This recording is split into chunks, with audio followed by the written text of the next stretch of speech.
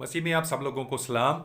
Mini Bible college app जो है इसको डाउनलोड करें। ये ऐसे नौजवानों के लिए बड़ी बेहतरीन है कि जिनकी अभी अभी से शादी हुई है या जो शादी करने जा रहे हैं। इसमें शादी के ताल्लुक से बहुत सारे मैसेजेस को कवर किया गया है। और उसके बाद ये ऐप ऐसे लोगों के लिए बड़ी बेहतरीन है कि जो पढ़ नहीं सकते, और आप ऐसे लोगों के लिए अपने मोबाइल के अंदर इसको डाउनलोड करके उन्हें दें ताकि वो बाइबल मुकद्दस को समझें और बरकत हासिल करें और आप लोगों के लिए भी बरकत का सबब बने।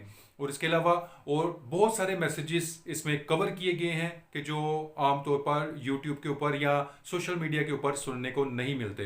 तो ये पास्टर्स के लिए, स्टूडेंट्स के लिए, नौजवानों के लिए, बेटे बेटियों के लिए, बहन भाइयों के लिए, माँ बाप के लिए, बुजुर्गों के लिए एक बड़ी बेहतरीन ऐप है। इसको अभी डाउनलोड करें, शेयर करें और बरकत को हासिल करें। खुदावंद आप लोगों के साथ हमेशा तक रहे। आमीन।